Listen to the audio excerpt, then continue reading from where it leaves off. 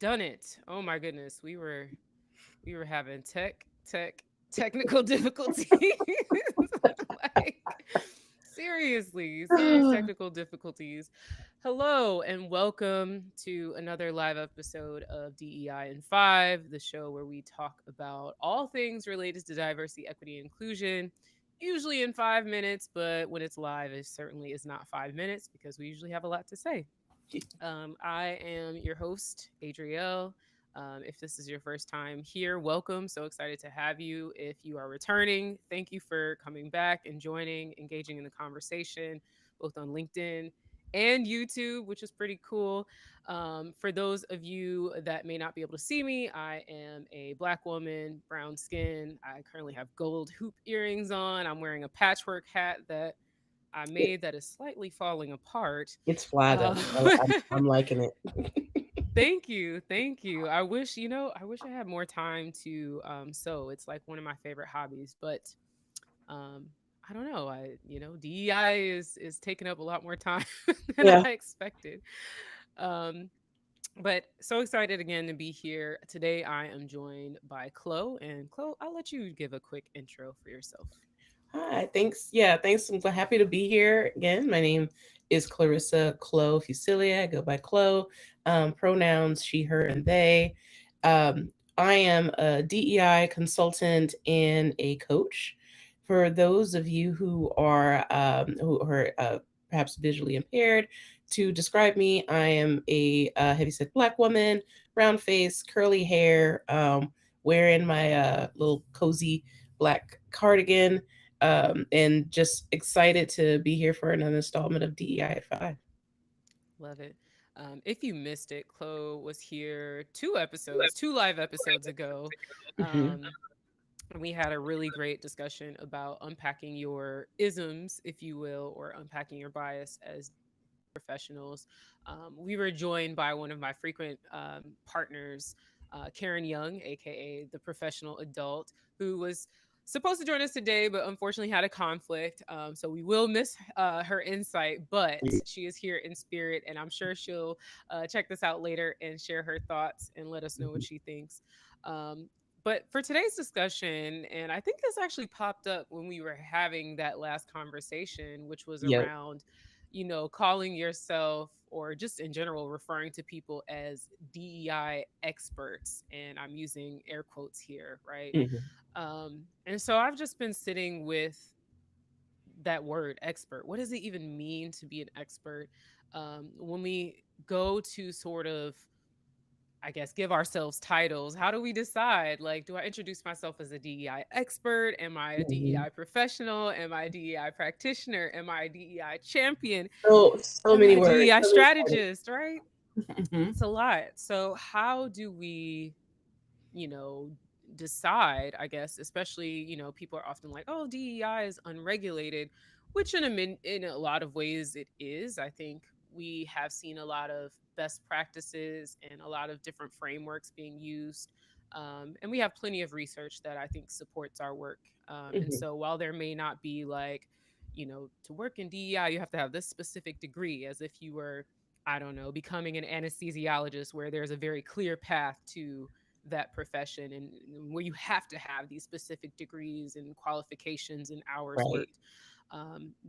This area or a professional space does not have the same sort of governance, if you will. So Hmm. that's just to set the tone of how we got here, what we're going to be talking about today. Anything to add before we start to really unpack this word expert? Yeah, like I'm trying not to get too ahead of our conversation. But yeah, I think you set the tone right, and like I think for the tone of this discussion too is that this is beyond discussing just the term itself, but more around what how that term could be limiting in your growth as a DEI professional, and to Mm, to be mindful of that, because in this space it's ever growing, and there's like the definition of expert itself could seem a little bit limiting in that space. yeah, yeah. That also makes me just think about just sort of like the idea of, and we keep coming back to this a lot, individualism, community, um, I don't know, DEI influencers, if you will. I Hmm. know people don't like that. Someone called me recently an influencer, and I was like, ooh, I don't, and maybe I I don't know how to am. I feel about mean, that. Yeah. yeah, I didn't know how to feel about it. And the thing is, like, I'm okay if I'm labeled an influencer when it comes to, sharing like my sewing creations and my food posts. Like that makes sense to Hmm. me. But when it comes to DEI, it just something about it feels off.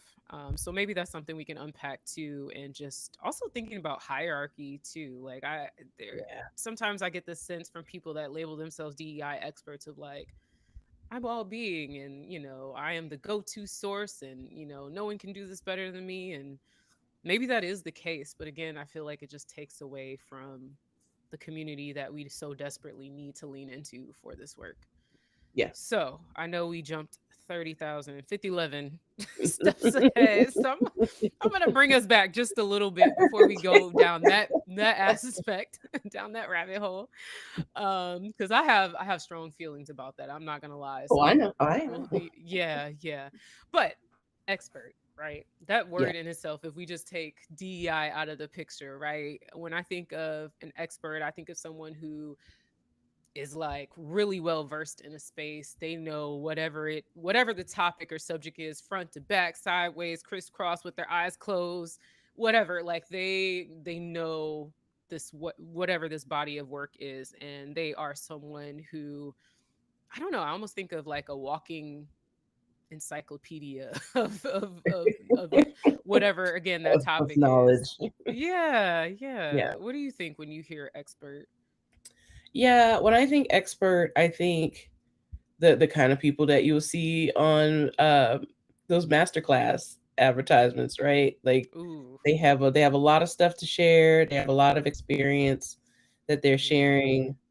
The key point that I think about that though is if I look at that being an example of what it is to be an expert, like Mhm. if I'm looking at, you know,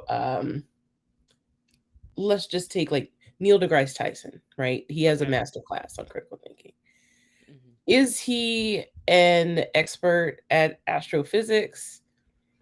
I think that would be a good example of an expert because he himself would still say that he's still learning and he's still like science is still changing. Therefore, Yeah. it's kind of like I'm trying not to go too off the channel. I'm trying to marry those things together, but it's the way that he think about it is there was an interview that he had said where if someone asked him if he had any ink, like, do you have any tattoos? And he's like, no. He's like, I don't have anything that I believe in with an absolute certainty enough to put on my body. Wow. Um, and I think that's the kind of thing that stuck with me of like, it's okay. I think we as a society have kind of felt like you have to always stick by your guns and you always have to like if you know something like this and you've made this decision, that's your decision and it's static. Mhm. If your belief system, it's static. And if you change your mind, like we should be able to change our minds. We should be able to change and grow and improve and also question and challenge. And I think that's what builds expertise, right? Mhm. Mhm. So Mhm. I would like to differ. Like you pulled up the example of the Merriam-Webster definition of an expert is like one with a special skill or knowledge representing mastery of a particular subject. It's the mastery part that bothers a lot of us in the DEI space, is what I think, Mhm. because there is no mastery around Hmm. people. Um, our needs are always going to change. We are always in different communities. Different communities need different things. They're made of different facets. And we're we're always constantly moving and changing and shifting beliefs and cultures and thoughts. So as a in your DEI space, you're always, you know, catching up and learning and adjusting. You never arrive, you never master it, right? Right. Right. But you can have a certain level of expertise, meaning that there's some certain areas within DEI that you have spent a lot of time gaining knowledge, experience, hearing from people in those spaces where you can provide knowledge and support to other people based on that topic, right? Right. So I don't know. I feel like when we talk about expert, it has a connotation of that you know everything there is to know, and in DEI, there is no, I know everything there is to know, because it will always change. Just like people say, like, do you think there'll be a time where DEI work is not needed? And I'm like, no, it will never not be needed. There will always be needs of communities that require something, and they need to be heard. Everyone still needs to be heard. Everyone still needs to be Right. seen. Everyone still needs to be valued. And as the world changes, the shifts on who is marginalized will also change. And Yeah. so there is the need for us to understand that and acknowledge it and also rectify it. Yeah. Yeah. Um, just to kind of add on to a lot of the points you made, I was nodding the whole time and saying yes. But I often just think about the fact that taking the DEI work off aside, the cap Mhm. aside, if you will, as a human, it's impossible for us to ever know everything about another person or Yes. to learn every single in and out about a specific identity. And Yeah. there are a gazillion identities out there, right? Whether we're Hmm. talking about, your age, your physical stature, your ability, disability, the languages you speak, these are all parts of identity, and it's impossible for anyone to ever know everything. Yes. And of course, that's just one aspect of DEI, right? That's just talking about diversity. Then you get into equity, which is this process of promoting fairness throughout whatever the process is, and thinking about the outcomes. And then we're thinking about inclusion as an outcome too. How could you ever know everything, right? Yeah, there's Um, no way. And yeah, you add the complexity when you split that apart into different environments, right? Like exactly. doing DEI work or doing anything in a certain space in tech environment is very different of what you'll see in a healthcare environment Hmm. or something else you'll see in a nonprofit. And the same Right. thing for any kind of DEI work too. Like there's nuances and layers that are required for each of those spaces as well, because when you change spaces, you change communities and their needs. So, Hmm. Yep. Exactly. We were just talking about this just before I was telling you about how someone had reached out to me from a K through 12 school to come in and perhaps do some DEI workshopping, not only with the faculty but with students. And I was just like, me? I was like, no, no. it's not me. I was like, I am not the one, right? And just on one hand, there is a privilege behind that where, I am a consultant and I have the ability to say, no, I'm not going to do this work. But I think I'm doing more good than harm, because if I were to take that work on, I could do a lot of damage because I don't have any experience in education. Yes, I Yeah. have experience with DEI, but to your point, that's a very nuanced area. Fortunately, I'd had somebody like top of mind in my network, and I was like, "Hey, are you interested?" And fingers Mhm. crossed that works out, because I think that would be a great connection. But just being able to recognize, like, where does your expertise lie and what are you good at, Mhm. which is a whole other layer, right? Because Yep. you could be within a different types of industries where you practice DEI, but then what aspect or what area of DEI are you in? Are you focused on strategy? Are you focused on facilitation? Do you do Yep. coaching? Are you more into data and metrics? Like, the list goes on. And so, um, as an aside, I wish someone had told me this early on when I started consulting, to just kind of narrow down my niche, because I was Mhm. over here spinning the plates. I was like, let me do this, this, this, this, Yeah. this. Yeah. And part of that was because I just needed to make some money so I could afford to live, right? But I found it very challenging, and I wasn't building expertise in any particular area. I was learning a lot, but I was going a mile wide and about a quarter inch deep on a lot of Yeah. different things. Um, and I know it can be kind of cliche, but I often think about like the 10,000 hour rule and like how important that repetition, exploring, and it's not really repetition because it varies every time, but Yeah. when you get into a specific area or a few areas, right, and you can really stretch that muscle and learn more, you deepen your expertise. Do you become Yeah. an expert? I don't know. Right. I don't think so, but Well, you can build yeah. your expertise in those spaces, right? Because you'll start to be able to notice patterns and threads that connect. Like when you're in a Right. space, when you start zooming in on a particular area, you'll start being more aware of the problems that occur in that space. And then you Mhm. can be able to anticipate and also mitigate some of those things going in as you learn. Like for me, I work a lot with the um HR operations. I Okay. like to pull under the hood and look at all their processes. Because one thing is usually when you set internal processes in a company, they pretty much stay static as much as possible because nobody wants to uproot and change them. And Right. also there's a feeling that if it works good enough, then don't bother it. Don't Mhm. disturb it. Um, I've learned that because of that mentality, there's a lot of processes that happen in HR operations that are not conducive to being more inclusive.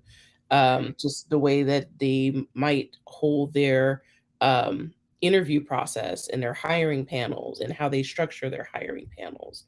Just Yeah. because it's a convenience for you doesn't necessarily mean that it's an inclusive practice. And so Right. that's you get used to those things of kind of anticipating.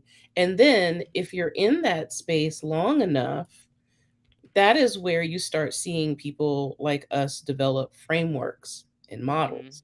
You can't Mhm. build frameworks and models unless you've been in that space long enough to know how some of those patterns and issues work and what Right. kind of framework has been proven to help mitigate some of those problems. Right. So that's also a reason why I think when we have discussions around best practices in the DEI space, it gets so muddy. And I Mhm. think it's because we're not looking at it through a more narrow lens that frameworks like they're not going to be like HR. HR can build frameworks that span across many industries. That's not going to be the case for DEI work Right. because Right. it's way more nuanced than that. So Absolutely. when you're thinking about a frameworks that I built are really specific to organizations who are tech companies, and even more niche than that, tech companies who are like probably 100 people or less, you Mhm. know, because I've worked with small institutions and small organizations. So I'm aware of like what kind of roadblocks that they run into and what kind of situations that occur. And I can build models and frameworks to help with that because I've just been in that space long enough. Now, what I would say I'm an expert? No, because I'm always learning and you're always going to run into something that like flips you on your ear, but I Mhm. do have a certain level of expertise in this specific space. But if you Right. were to ask me, like if your contact was to call me for help for a K-12, Mhm. conversation and workshop, I know too about myself and my limitations in my limited expertise that Mhm. I would be doing more harm than good, reaching out and trying to lend my hand in that space. Absolutely. Absolutely. Um I want to quickly just explore some of the other, I guess, titles that we often see in the DEI space and just kind of Mhm. differentiate them. Um, so we've kind of covered expert, right? When someone says they are a DEI expert, it's implying that they possess this deep, extensive knowledge. They've learned everything front, back, sideways, all the different ins and outs of things, which I think we're pretty aligned here, Chloe, that we feel like it's more so about expertise and not necessarily being an expert. Mhm. Um, Yeah. Again, I always come back to this word journey when we're talking about DEI. Everything is a journey. It's Yeah. ongoing. You're adding on, you're learning, you're unlearning in some cases, Yeah. trying new things, throwing stuff at a wall, seeing if it sticks, building frameworks after you picked up on some patterns, all that stuff, right? That's a journey. It's a Mhm. continuous process. I often see the word professional come into play. I sometimes use DEI professional. Mhm. Um, and I know that a lot of times when we see the word professional, usually that implies that there's been some formal education or training. Um, and it could be, not necessarily DEI specific. I've seen, some forms of HR training, Mhm. consultative training, formal coaching. So, where people are certified professionals or they have certificates of some sort. Um, the third one we see is practitioner. And similarly, that's someone who is applying DEI principles, frameworks in practical ways. Mhm. Um, and they may or may not have formal training. And then we have DEI champions who are usually, from what I've seen, not people that necessarily do DEI work full time like you and I, but are Mhm. constantly advocating for it, finding ways to be very intentional about integrating it into their work, sharing, DEI things with other people. We may also call them allies. I know we love the Yep. word allies. So, or advocates. We see DEI Mhm. allies and advocates, champions. I think kind of there's overlap there. What are Agreed. your thoughts on those terms? Does that align? Do you feel aligned to those Those definitions that I those are outlined? actually those are actually pretty good definitions.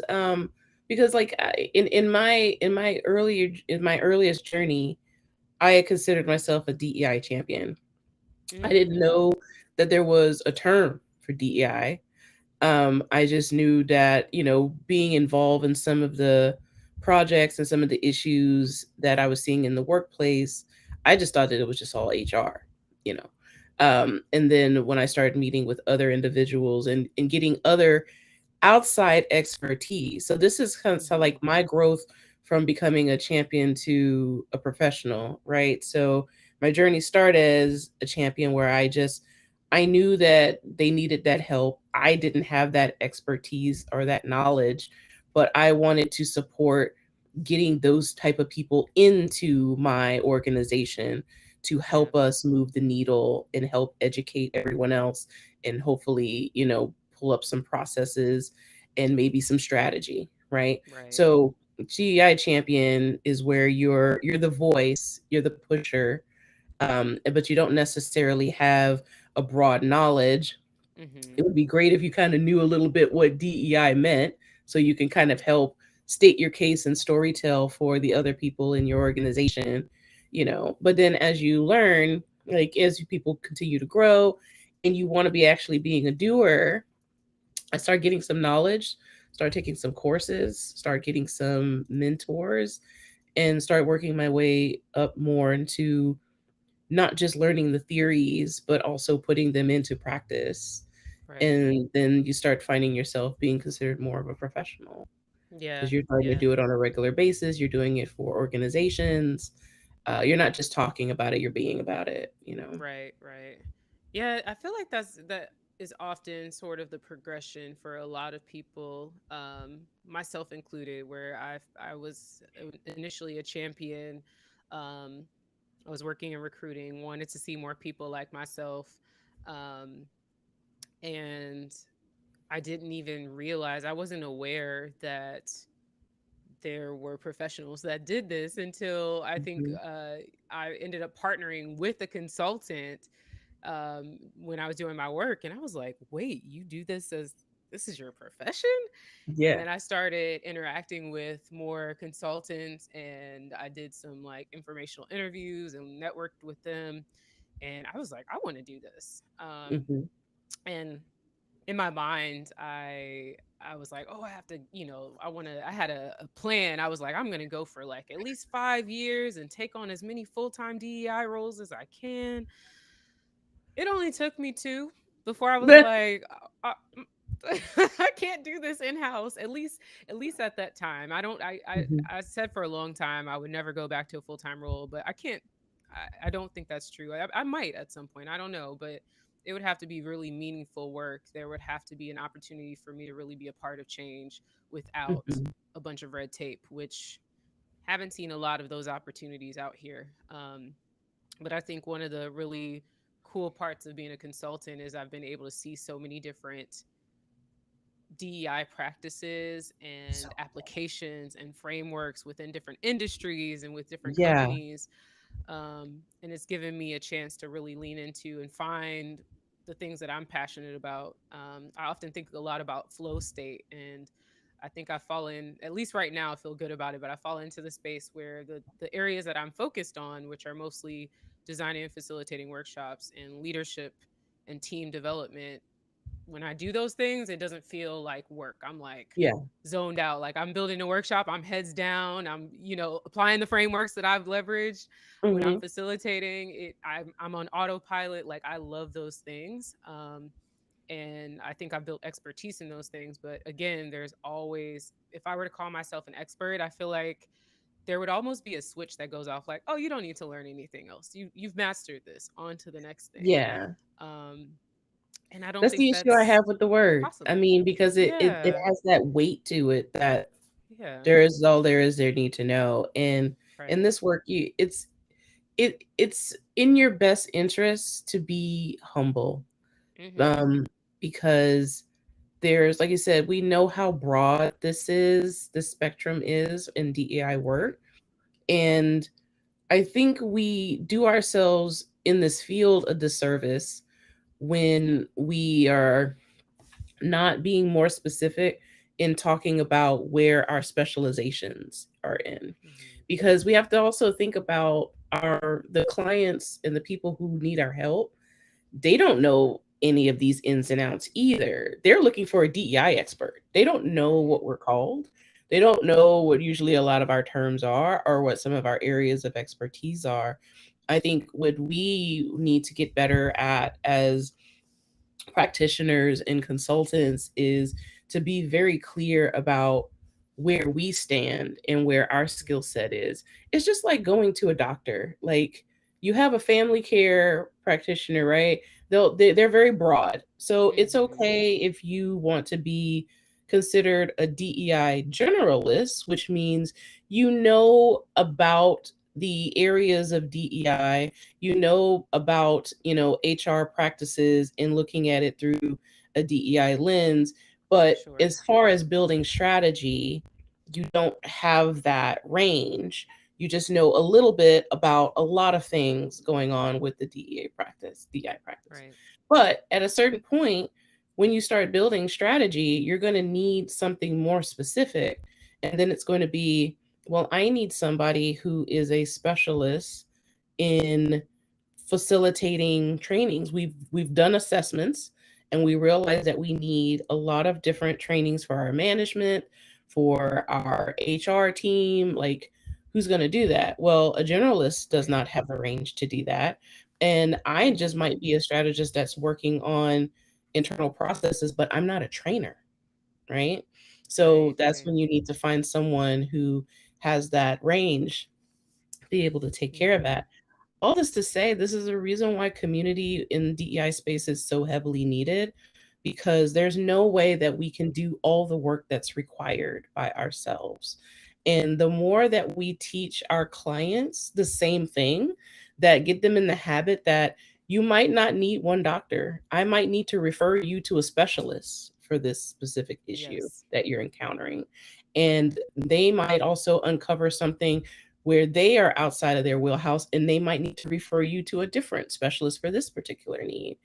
And if we start approaching this work that way, I have a sneaking suspicion, it's just the optimist in me, that we'll be able to get a lot more impact in our organizations that we're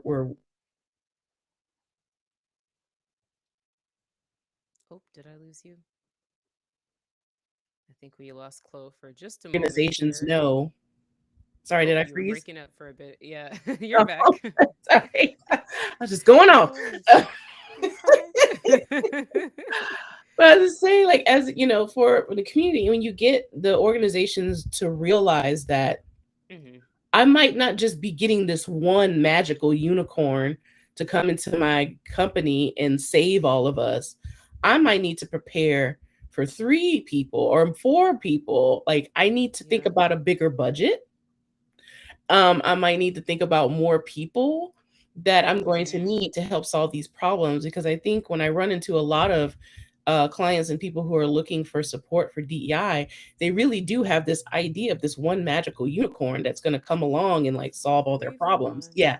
And that's not how this work is done. It can't be done that way. Yeah, definitely, definitely. Yeah, I what advice do you have to give to people that may be fearful of passing along work? Because I think that's something I see. And also, we are trying to navigate this world of DEI at a time where your social capital, your social presence, going back to that influencer topic that we we touched on early on, is so important to a lot of people.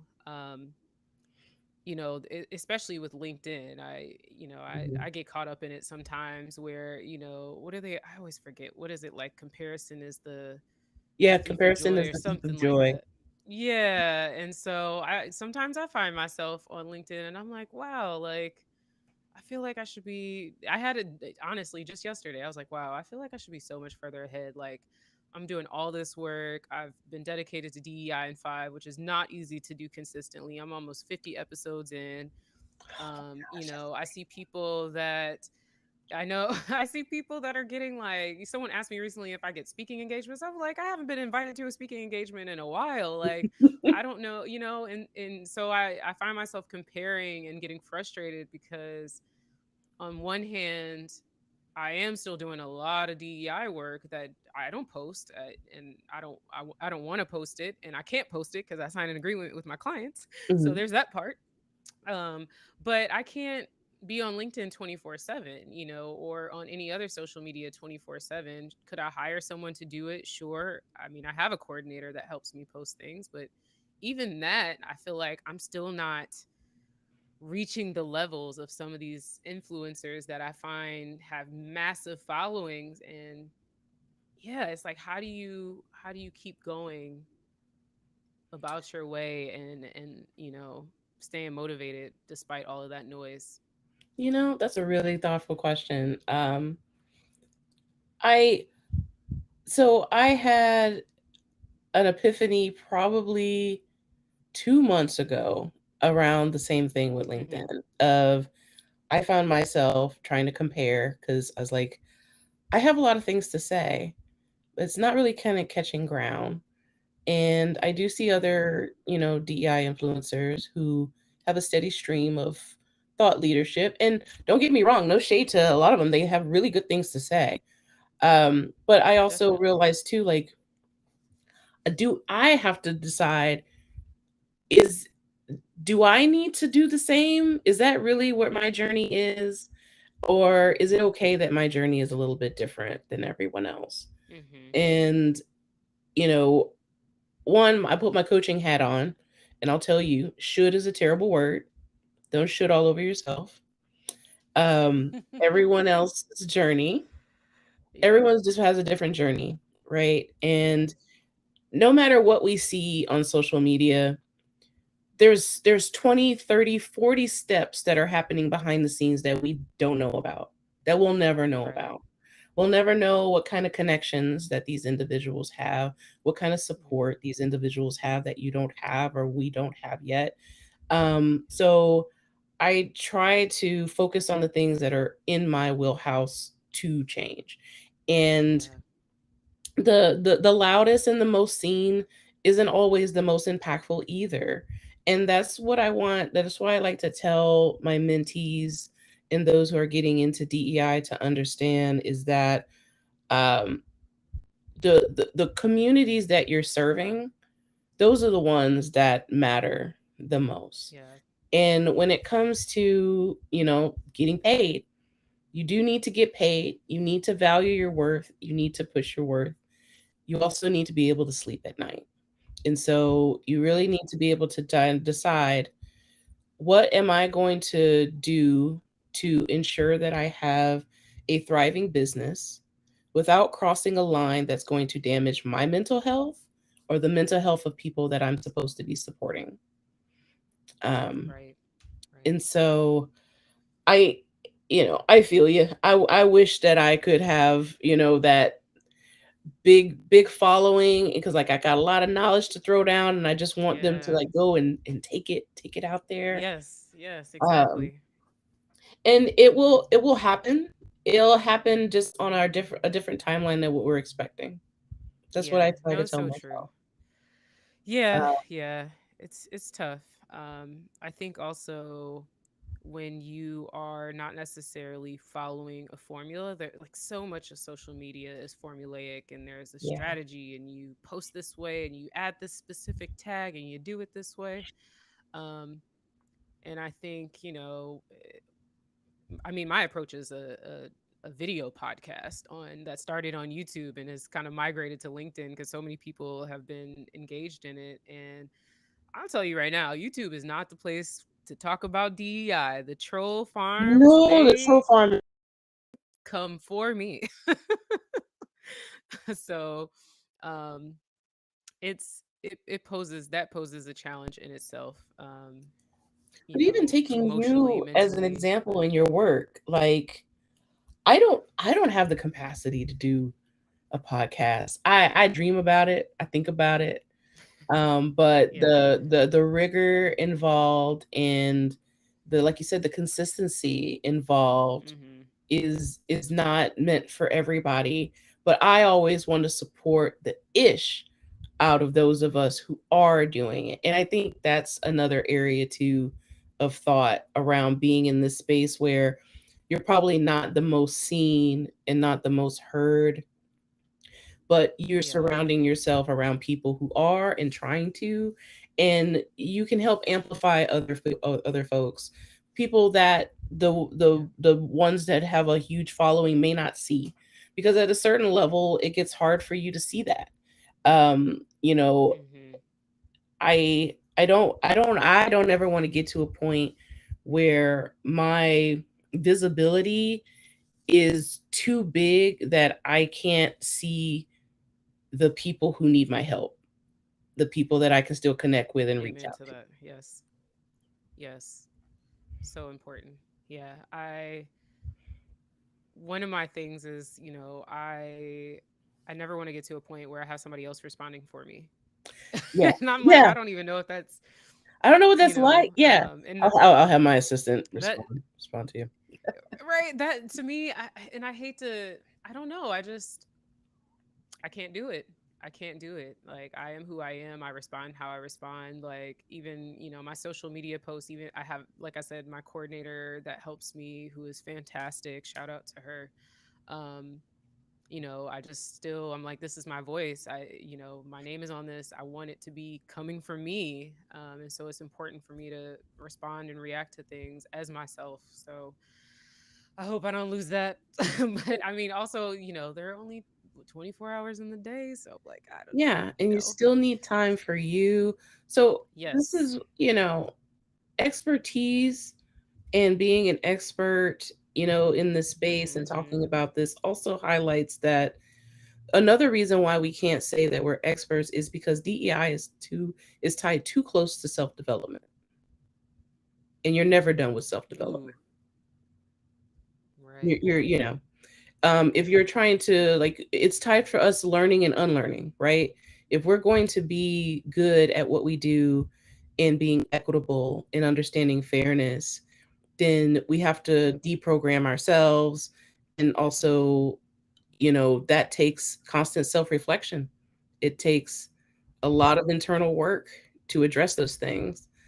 And so you'll never be done, because as long as you're living, there's going to be some development in yourself. So is DEI, you know. Yeah, absolutely. I think that ties very well into our last conversation about the isms and bias and just constantly doing those self check ins of who am I and how do I perceive things and how does that impact the work that I'm doing. Mhm. So important. Did we miss anything? I think we came full circle and talked Yeah. about.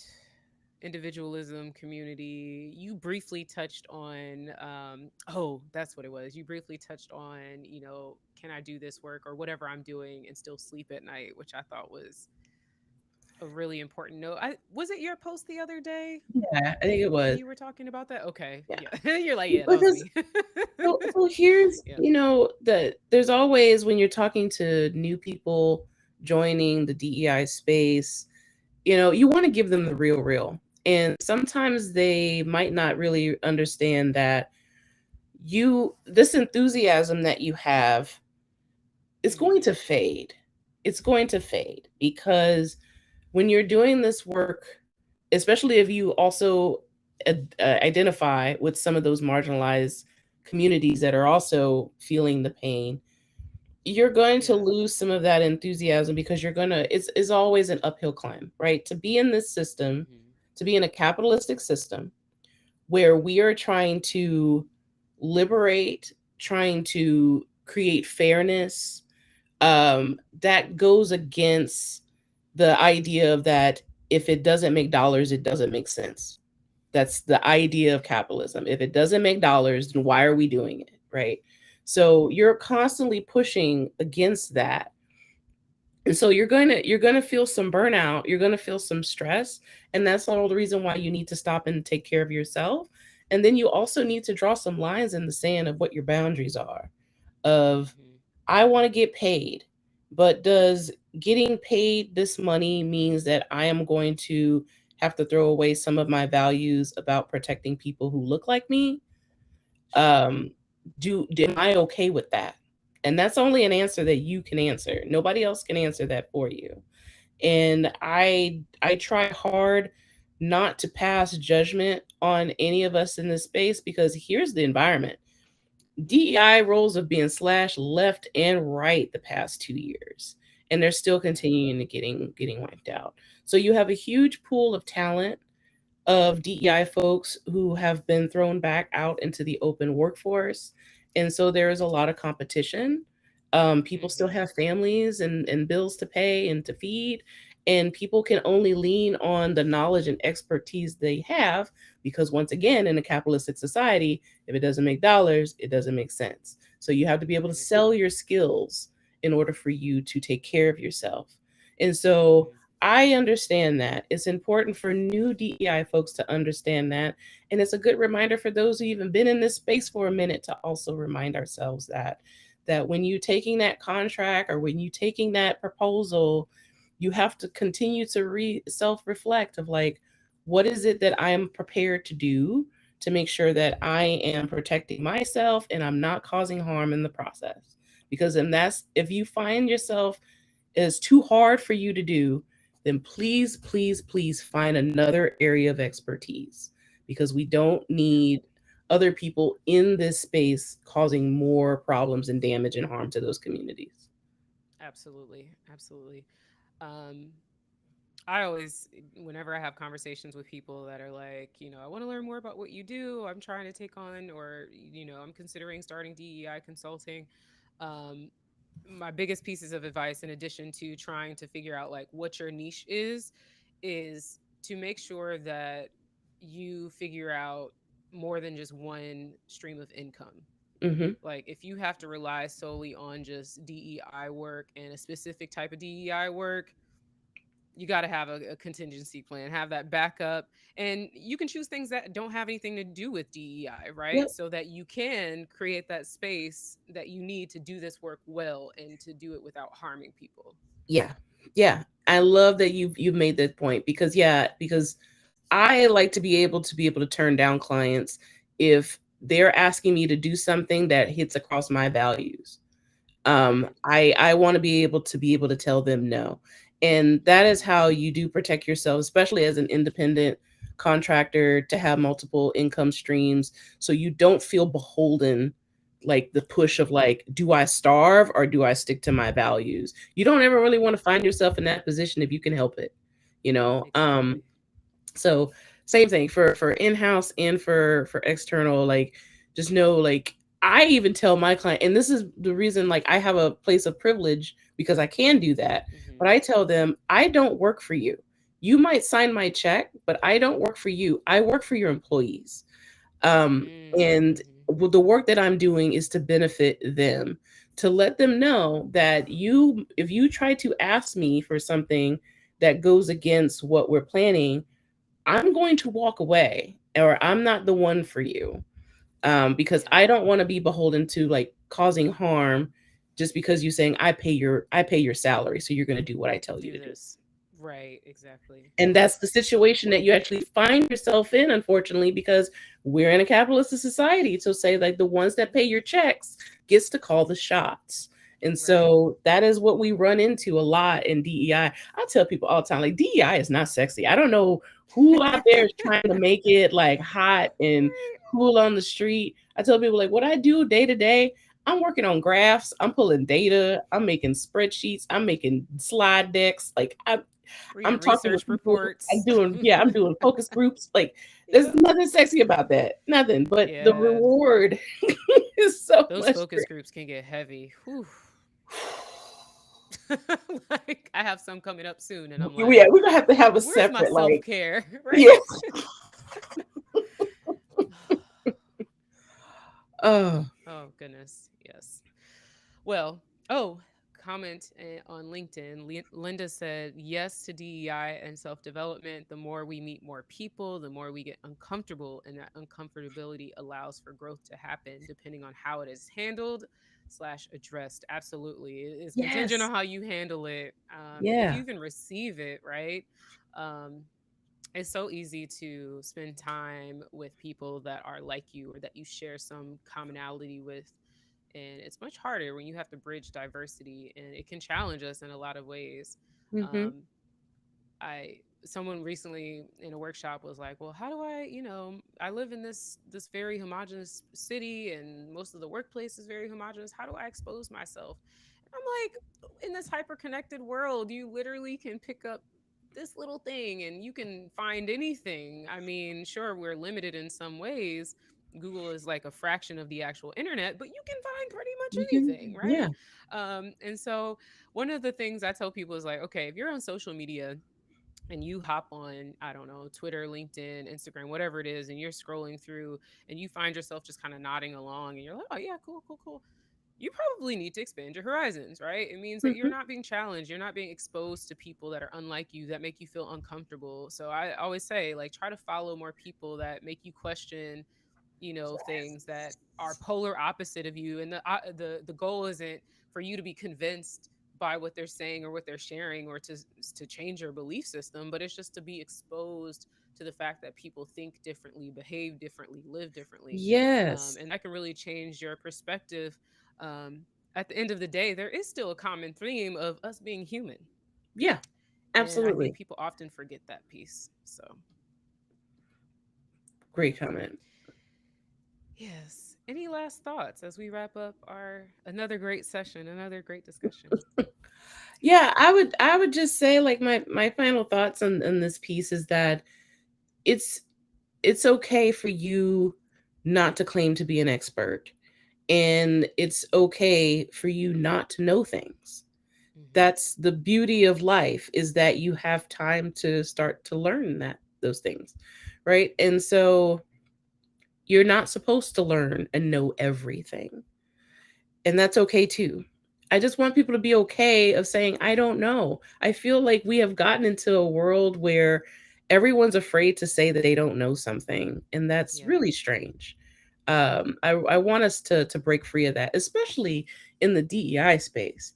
There's so you could probably fill a football field of things that I don't know about some areas of DEI, and I'm okay with Right. that. I know that there's a gap, which makes me all more interested in learning from different people about Yes. areas of this practice that I am not been exposed to.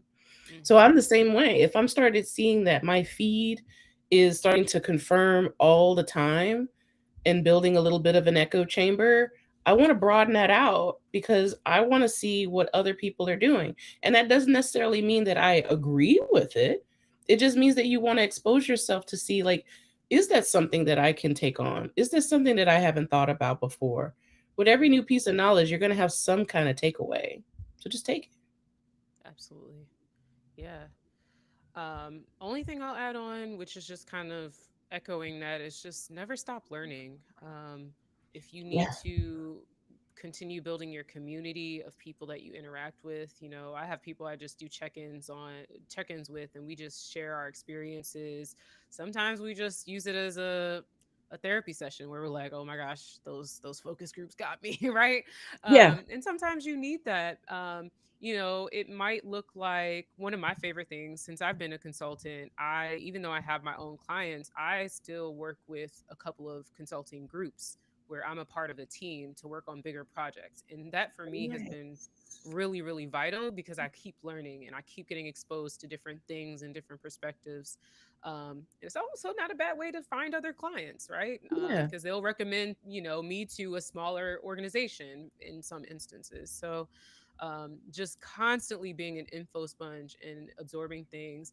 And then the last thing I'll add is don't be afraid of feedback. And if people aren't giving it to you, solicit it. Ask people for specific, Hmm. timely, and actionable feedback. Don't just be like, was this good or bad? Because people are just Yeah. going to say yes or no. Get some details, right? Yeah. I love a good start, stop, continue model. What do I need to start doing? What do I need to stop doing? What should I continue? What really helps here, right? Hmm. Um, and if you don't have people that can give you that feedback in a way that is going to help you, then it might be time to build your community up or your network up a little bit more. So, Agreed. yeah. Growth mindset is key. Growth mindset. Last comment, Linda, thank you so much for sharing this. On LinkedIn, Linda says, I kind of think not being okay to not know is a trauma response that needs unpacking. People don't want to not know for reasons that when we deep or I think it's when we deeply explore, it's more personal and psychological. Such interesting stuff. Yeah, yeah. I think, yeah, that's definitely a possibility. I think, there's a fear of, I know growing up, it was like, you better study this, you better know it, report, answer all the test questions correctly.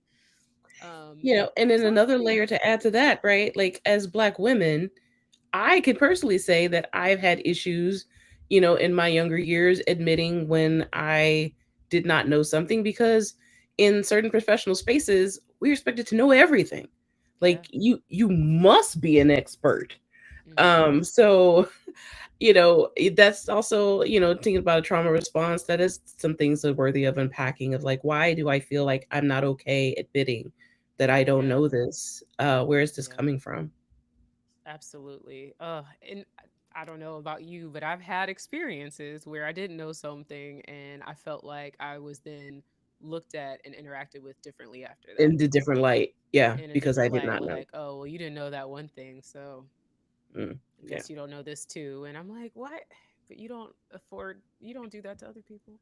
Yeah. That's another conversation too. For another time. We could just keep going all day. Well, Chloe, it's always a pleasure chatting with you. I appreciate your insights. And if you're not following Chloe, you should probably go follow her on LinkedIn or Yeah. you should feel free to share. Drop all the Oh, things. Where should yeah. people reach So out to you? you can reach out to me on LinkedIn. I'm pretty active and responsive in the LinkedIn channel. If you or anyone else is looking for insight or business with DEI strategy, you can reach me at Inclusion.Logic.com. That's my consultancy. And I also believe in that anti-racism is self-development. So I am also a life coach. And those who are looking for support in coaching for career, life purpose, and anti racism, you can reach me at lifecoachchloe.com. Awesome. As I said, I'm Adrielle. You can find me at adrielleparker.com. You can also follow the show DEI in 5, which is DEI in 5 spelled out.com. We're on LinkedIn, we're on YouTube. I'm thinking I might convert this to audio podcast soon. We'll see. Oh, But if you have any, DEI in 5 is also a newsletter, a bi-weekly newsletter, so you can subscribe to that for regular news updates for all things DEI. If you have any topics you'd like to see covered here, please reach out. And then, in terms of my actual work, if you are interested in workshop design, facilitation, I love doing that stuff. So don't hesitate to reach out. I specialize in working with leaders and teams. I love helping teams figure out how to work more efficiently and effectively together. So those are my two passion areas. Thank you all for joining us again, and I'll see you back here soon. Thanks great. so Thank much. you.